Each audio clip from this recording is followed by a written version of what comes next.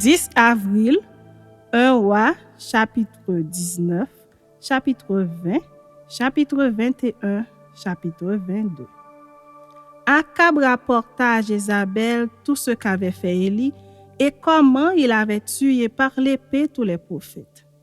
Jézabel envoya un messager à Élie pour lui dire « Que les dieux me traitent dans toute leur rigueur, si demain, à 7 heures, je ne fais de ta vie ce que tu as fait de la vie de chacun d'eux. » Élie, voyant cela, se leva et s'en alla pour sauver sa vie. Il arriva à Beersheba qui appartient à Juda et il y laissa son serviteur.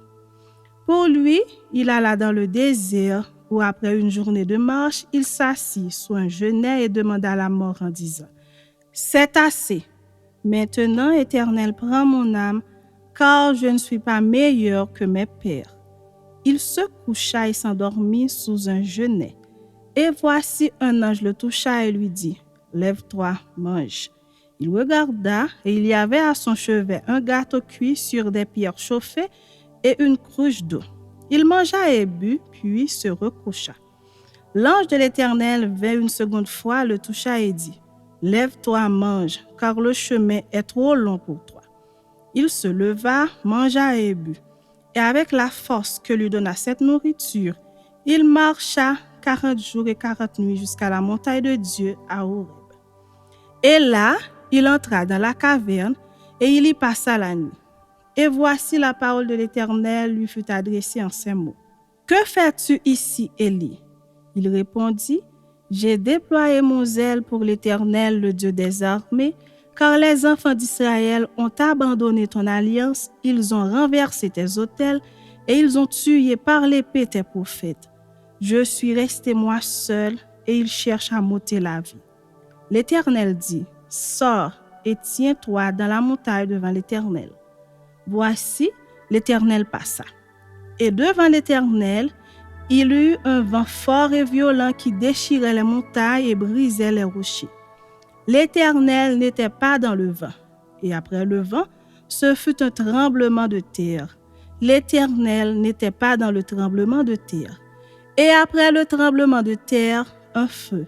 L'Éternel n'était pas dans le feu. Et après le feu, un murmure doux et léger. Quand Élie l'entendit, il s'enveloppa le visage de son manteau. Il sortit et se tint à l'entrée de la caverne.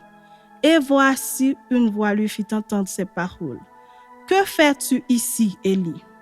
Il répondit, « J'ai déployé mon zèle pour l'Éternel, le Dieu des armées, car les enfants d'Israël ont abandonné ton alliance. Ils ont renversé tes autels et ils ont tué par l'épée tes prophètes. Je suis resté moi seul et ils cherchent à m'ôter la vie. » L'Éternel lui dit, « Va, reprends ton chemin par le désert jusqu'à Damas. Et quand tu seras arrivé, tu rendras Hazaël pour roi de Syrie. Tu rendras aussi Jéhu, fils de Nimshi, pour roi d'Israël. Tu rendras Élisée, fils de Shaphat d'Abel-Méhola, pour prophète à ta place. Et il arrivera que celui qui échappera à l'épée de Hazaël, Jéhu le fera mourir. Et celui qui échappera à l'épée de Jéhu, Élisée le fera mourir. Mais je laisserai en Israël 7000 hommes, tous ceux qui n'ont point fléchi les genoux devant Baal et dont la bouche ne l'a point baisé. » Élie partit de là et il trouva Élisée, fils de Shaphat, qui labourait. Il y avait devant lui 12 paires de bœufs et il était avec la 12e. Élie s'approcha de lui et il jeta sur lui son manteau. Élisée, quittant ses bœufs, courut après Élie et dit, « Laisse-moi embrasser mon père et ma mère et je te suivrai. » Élie lui répondit, « Va et reviens, car pense à ce que je t'ai fait. » Après s'être éloigné d'Élie, il revint prendre une paire de bœufs qu'il offrit en sacrifice. Avec l'attelage des bœufs, il fit cuire leur chair et la donna à manger au peuple. Puis il se leva, suivit Élie et fut à son service. Chapitre 20. Ben-Hadad, roi de Syrie, rassembla toute son armée. Il avait avec lui 32 rois, des chevaux et des chars. Il monta, mit le siège devant Samarie et l'attaqua. Il envoya dans la ville des messagers à Akab, roi d'Israël, et lui fit dire, « Ainsi parle Ben-Hadad, ton argent et ton or sont à moi, tes femmes et tes plus beaux enfants sont à moi. » Le roi d'Israël répondit, « Roi, mon Seigneur, comme tu le dis, je suis à toi avec tout ce que j'ai. » Les messagers retournèrent et dirent, « Ainsi parle Ben-Hadad, je t'ai fait dire, tu me livreras ton argent et ton or, tes femmes et tes enfants. J'enverrai donc demain à 7 heures mes serviteurs chez toi. Ils fouilleront ta maison et les maisons de tes serviteurs, ils mettront la main sur tout ce que tu as de précieux et ils l'emporteront. » Le roi d'Israël appela tous les anciens du pays et il dit, « Sentez bien et comprenez que cet homme nous veut du mal, car il m'a envoyé demander mes femmes et mes enfants, mon argent et mon or, et je ne lui avais pas refusé. » Tous les anciens et tout le peuple dirent à Akab, « Ne l'écoute pas et ne consent pas. » Et il dit au messager de Ben-Hadad, « Dites à mon seigneur le roi, je ferai tout ce que tu as envoyé demander à ton serviteur la première fois. Mais pour cette fois, je ne puis pas la faire. » Les messagers s'en allèrent et lui portèrent la réponse. Ben-Hadad envoya dire à Akab que les dieux me traitent dans toute leur rigueur. Si la poussière de Samarie suffit pour remplir le creux de la main de tout le peuple qui me suit. Et le roi d'Israël répondit, que celui qui revêt une armure ne se glorifie pas comme celui qui la dépose. Lorsque Ben-Hadad reçut cette réponse, il était à boire avec les rois sous les tentes, et il dit à ses serviteurs, « Faites vos préparatifs. » Et ils firent leurs préparatifs contre la ville. Mais voici un prophète s'approcha d'Akab, roi d'Israël, et il dit, « Ainsi parle l'Éternel. Vois-tu toute cette grande multitude? Je vais la livrer aujourd'hui entre tes mains, et tu sauras que je suis l'Éternel. » Akab dit, « Par qui? » Et il répondit, « Ainsi parle l'Éternel, par les serviteurs des chefs des provinces. » Akab dit, « Qui engagera le combat? » Et il répondit, « Toi. » Alors Akab passa en revue les serviteurs des chefs des provinces, et il s'en trouva 232. Et après eux, il passa en revue tout le peuple, tous les enfants d'Israël, et ils étaient 7000. Ils firent une sortie à midi. Ben-Hadad buvait et s'enivrait sous les tentes avec les 32 rois ses auxiliaires. Les serviteurs des chefs des provinces sortirent les premiers. Ben-Hadad s'informa et on lui fit ce rapport. Des hommes sont sortis de Samarie. Il dit, s'ils sortent pour la paix, saisissez-les vivants. Et s'ils sortent pour le combat, saisissez-les vivants. Lorsque les serviteurs des chefs des provinces et l'armée qui les suivait furent sortis de la ville, chacun frappa son homme et les Syriens prirent la fuite. Israël les poursuivit. Ben-Hadad, roi de Syrie, se sauva sur un cheval avec des cavaliers. Le roi d'Israël sortit, frappa les chevaux et les chars et fit éprouver aux Syriens une grande défaite. Alors le prophète s'approcha du roi d'Israël et lui dit, « Va, fortifie-toi, examine et vois ce que tu as à faire, car au retour de l'année, le roi de Syrie montera contre toi. » Les serviteurs du roi de Syrie lui dirent, « Leur Dieu est un Dieu de montagne, c'est pourquoi ils ont été plus forts que nous. Mais combattons-les dans la plaine, et l'on verra si nous ne serons pas plus forts qu'eux. Fais encore ceci, ôte chacun des rois de son poste et remplace-les par des chefs. Et forme-toi une armée pareille à celle que tu as perdue, avec autant de chevaux et autant de chars. Puis nous les combattrons dans la plaine et l'on verra si nous ne serons pas plus forts qu'eux. » Il les écouta et fit ainsi. L'année suivante, Ben-Hadad passa les Syriens en revue et monta vers Aphek pour combattre Israël. Les enfants d'Israël furent aussi passés en revue. Ils reçurent des vivres et ils marchèrent à la rencontre des Syriens. Ils campèrent vis-à-vis d'eux, semblables à deux petits troupeaux de chèvres, tandis que les Syriens remplissaient le pays. L'homme de Dieu s'approcha et dit au roi d'Israël, « Ainsi parle l'Éternel. Parce que les Syriens ont dit, l'Éternel est un Dieu des montagnes et non un Dieu des vallées, Je livrerai toute cette grande multitude entre tes mains, et vous saurez que je suis l'Éternel. » Ils campèrent 7 jours en face les uns des autres. Le 7e jour, le combat s'engagea et les enfants d'Israël tuèrent aux Syriens 100 000 hommes de pied en un jour. Le reste s'enfuit à la ville d'Aphek et la muraille tomba sur 27 000 hommes qui restaient. Ben-Hadad s'était réfugié dans la ville où il allait de chambre en chambre. Ses serviteurs lui dirent: « Voici, nous avons appris que les rois de la maison d'Israël sont des rois miséricordieux. Nous allons mettre des sacs sur nos reins et des cordes à nos têtes et nous sortirons vers le roi d'Israël. Peut-être qu'il te laissera la vie. » Ils se mirent des sacs autour des reins et des cordes autour de la tête et ils allèrent auprès du roi d'Israël. Ils dirent: « Ton serviteur Ben-Hadad dit: Laisse-moi la vie. » Akab répondit: « Est-il encore vivant? Il est mon frère. » Ces hommes tirèrent de là un bon augure et ils se hâtèrent de le prendre au mot et de dire: « Ben-Hadad est ton frère. » Et il dit: « Allez, amenez-le. » Ben-Hadad vint vers lui et Akab le fit monter sur son char. Ben-Hadad lui dit: « Je te rendrai les villes que mon père a prises à ton père, et tu établiras pour toi des rues à Damas comme mon père en avait établi à Samarie. Et moi, reprit Akab, je te laisserai aller en faisant une alliance. » Il fit alliance avec lui et le laissa aller. L'un des fils des prophètes dit à son compagnon d'après l'ordre de l'Éternel: « Frappe-moi, je te prie. » Mais cet homme refusa de le frapper. Alors il lui dit: « Parce que tu n'as pas obéi à la voix de l'Éternel, voici, quand tu m'auras quitté, le lion te frappera. » Et quand il l'eut quitté, le lion le rencontra et le frappa. Il trouva un autre homme et il dit: « Frappe-moi, je te prie. » Cet homme le frappa et le blessa. Le prophète alla se placer sur le chemin du roi et il se déguisa avec un bandeau sur les yeux. Lorsque le roi passa, il cria vers lui et dit: « Ton serviteur était au milieu du combat. Et voici un homme s'approche et m'amène un homme en disant: Garde cet homme.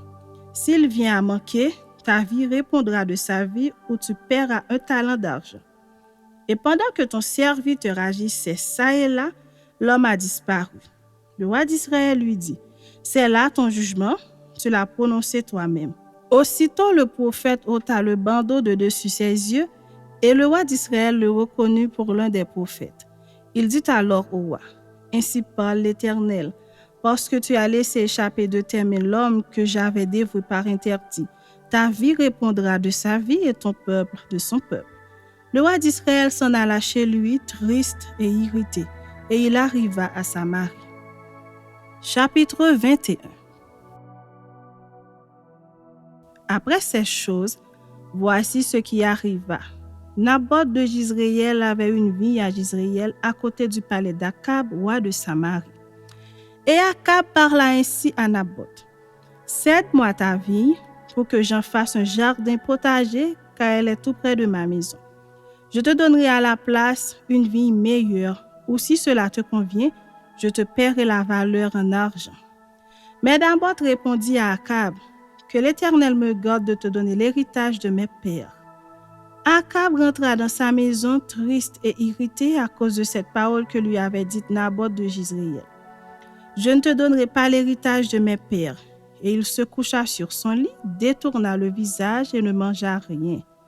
Jézabel, sa femme, vint auprès de lui et lui dit: « Pourquoi as-tu l'esprit triste et ne manges-tu point? » Il lui répondit: « J'ai parlé à Naboth de Jizréel et je lui ai dit: Cède-moi ta vie pour de l'argent, ou si tu veux, je te donnerai une autre vie à la place. » Mais il a dit: « Je ne te donnerai pas ma vie. » Alors Jézabel, sa femme, lui dit: « Est-ce bien toi maintenant qui exerces la souveraineté sur Israël? Lève-toi, prends de la nourriture, et que ton cœur se réjouisse. Moi, je te donnerai la vigne de Naboth de Jizréel. » Et elle écrivit au nom d'Akab des lettres cancella du sceau d'Akab et qu'elle envoya aux anciens et aux magistrats qui habitaient avec Naboth dans sa ville. Voici ce qu'elle écrivit dans ces lettres. Publiez un jeûne, placez Naboth à la tête du peuple. Et mettez en face de lui 2 méchants hommes qui déposeront ainsi contre lui: tu as maudit Dieu et le roi. Puis, menez-le dehors, lapidez-le et qu'il meure. Les gens de la ville de Naboth, les anciens et les magistrats qui habitaient dans la ville, agirent comme Jézabel le leur avait fait dire, d'après ce qui était écrit dans les lettres qu'elle leur avait envoyées. Ils publièrent un jeûne et ils placèrent Naboth à la tête du peuple. Les 2 méchants hommes vinrent se mettre en face de lui, et ces méchants hommes déposèrent ainsi devant le peuple contre Naboth: Naboth a maudit Dieu et le roi. Puis ils le menèrent hors de la ville, ils le lapidèrent et il mourut. Et ils envoyèrent dire à Jézabel: Naboth a été lapidé et il est mort. Lorsque Jézabel apprit que Naboth avait été lapidé et qu'il était mort, elle dit à Akab: lève-toi, prends possession de la vigne de Naboth de Jizréel, qui a refusé de te la céder pour de l'argent. Car Naboth n'est plus en vie, il est mort.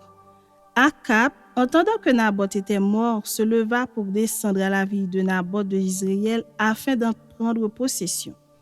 Alors la parole de l'Éternel fut adressée à Élie le Tishbite en ces mots: lève-toi, descends au-devant d'Akab, roi d'Israël, à Samarie. Le voilà dans la ville de Naboth, où il est descendu pour en prendre possession. Tu lui diras: ainsi parle l'Éternel, n'es-tu pas un assassin et un voleur?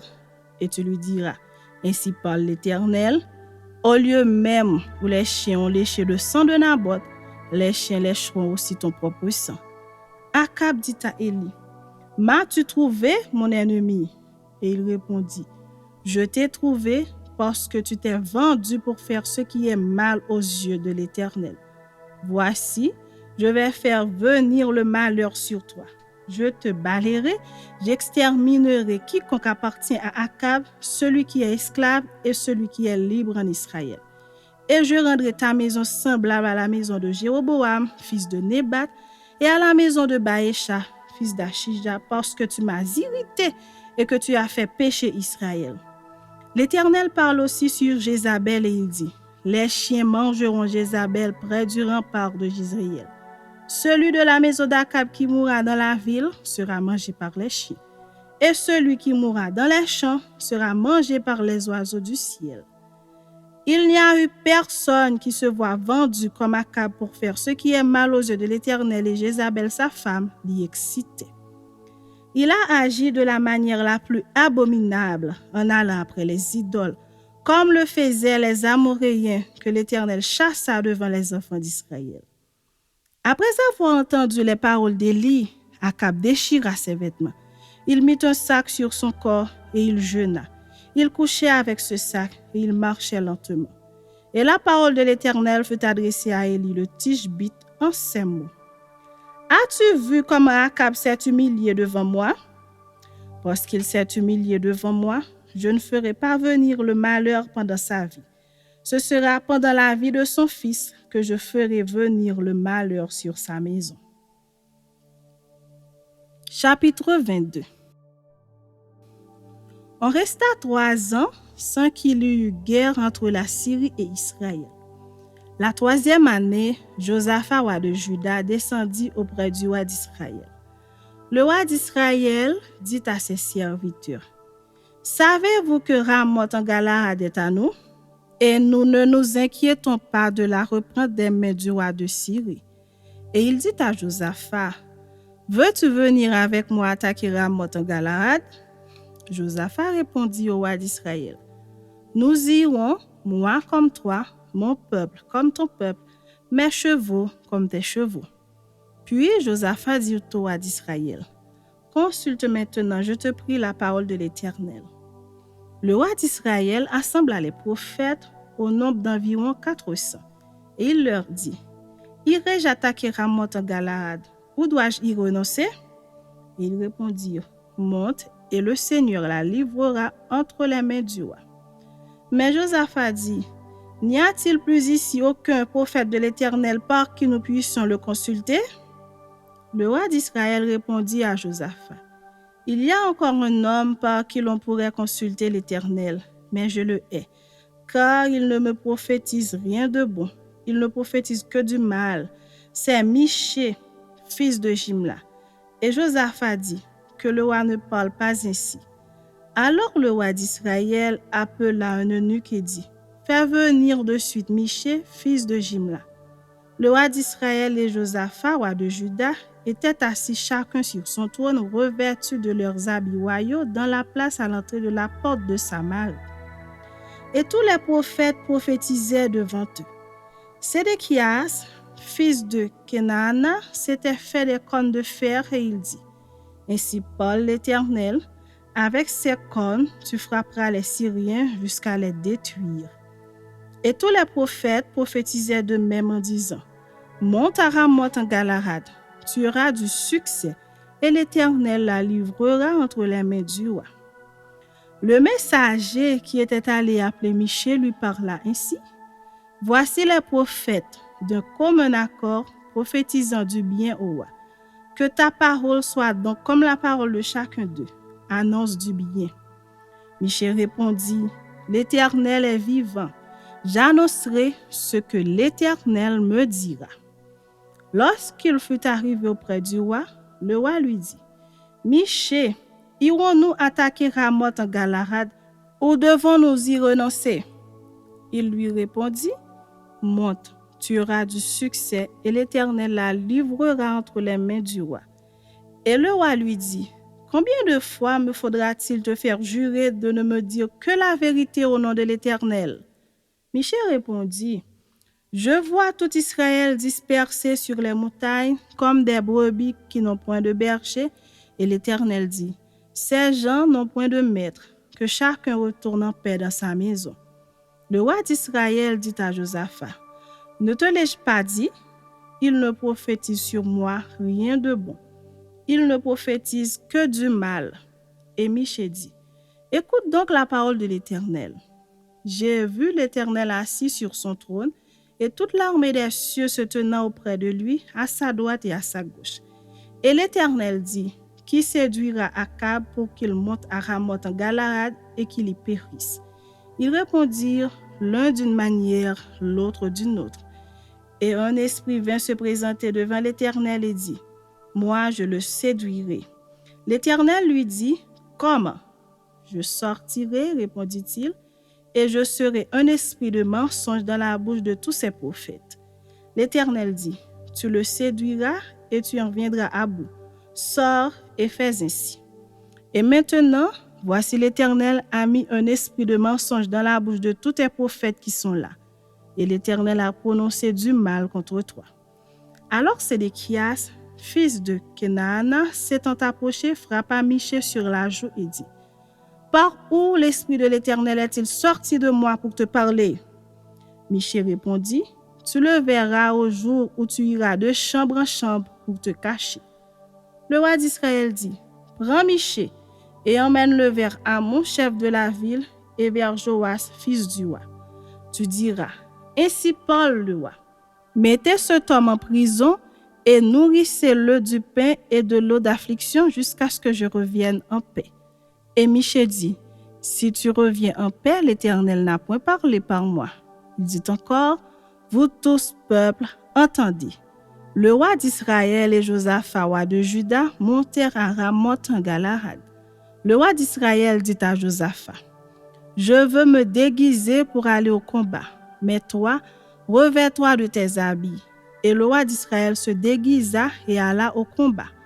Le roi de Syrie avait donné cet ordre aux 32 chefs de ses chars. Vous n'attaquerez ni petit ni grand, mais vous attaquerez seulement le roi d'Israël. Quand les chefs des chars aperçurent Josaphat, ils dirent, certainement c'est le roi d'Israël. Ils s'approchèrent de lui pour l'attaquer. Josaphat poussa un cri. Les chefs des chars, voyant que ce n'était pas le roi d'Israël, s'éloignèrent de lui. Alors un homme tira de son arc au hasard et frappa le roi d'Israël au défaut de la cuirasse.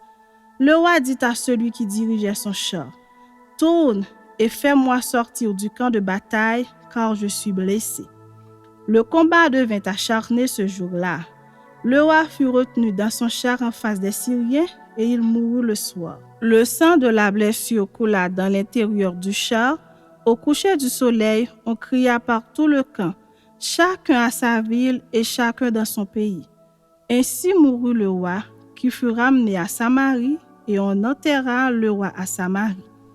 Lorsqu'on lava le char à l'étang de Samarie, les chiens léchèrent le sang d'Akab et les prostituées s'y baignirent, selon la parole que l'Éternel avait prononcée.